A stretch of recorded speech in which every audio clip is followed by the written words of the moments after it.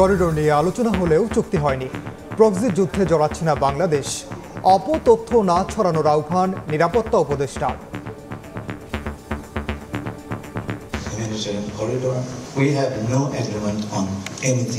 রাখাইনে মানবিক করিডোর নিয়ে জাতিসংঘের সঙ্গে কোনো সমঝোতা বা চুক্তি স্বাক্ষর করা হয়নি। একেবারে প্রাথমিক পর্যায়ে কিছু অনানুষ্ঠানিক আলোচনা হয়েছে, সেটাও মানবিক প্যাসেজের ব্যাপারে।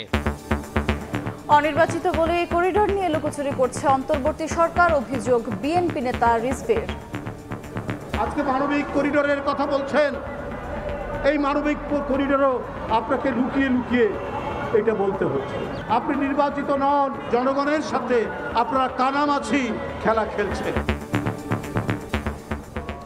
দেখছিলেন প্রধান শিরোনাম। সন্ধ্যার সময়ের সঙ্গে আছি আমি ওমর ইনাম এবং আমি আফরোজা মৌটুসী। এবার অন্যান্য শীর্ষ সংবাদ। গণমাধ্যমের বিরুদ্ধে মব ভায়োলেন্স গণতন্ত্রের সঙ্গে সাংঘর্ষিক মন্তব্য মির্জা ফখরুলের। ফ্যাসিবাদী চর্চা থেকে মিডিয়াকে বের হওয়ার আহ্বান নাহিদ ইসলামের। দ্রুত সংস্কার করে ডিসেম্বরের মধ্যে ভোট চায় 12 দলীয় জোট। নির্বাচন ঘিরে বড় সাইবার হামলার শঙ্কা সরকারের। এখন থেকেই সতর্ক থাকার নির্দেশ তথ্য উপদেষ্টা।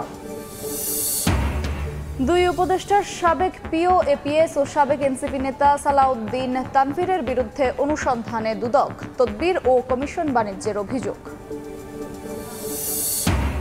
তিস্তা মহাপরিকল্পনা বাস্তবায়নের দাবিতে রংপুরে গণপদযাত্রা।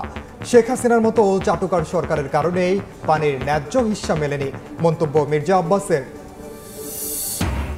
এবং টি-20 দলের নতুন অধিনায়ক লিটন দাস দায়িত্ব পেলেন 2026 বিশ্বকাপ পর্যন্ত। পাকিস্তান ও আমিরাত সফরের জন্য 16 সদস্যের দল ঘোষণা, সহ অধিনায়ক শেখ মাহেদী।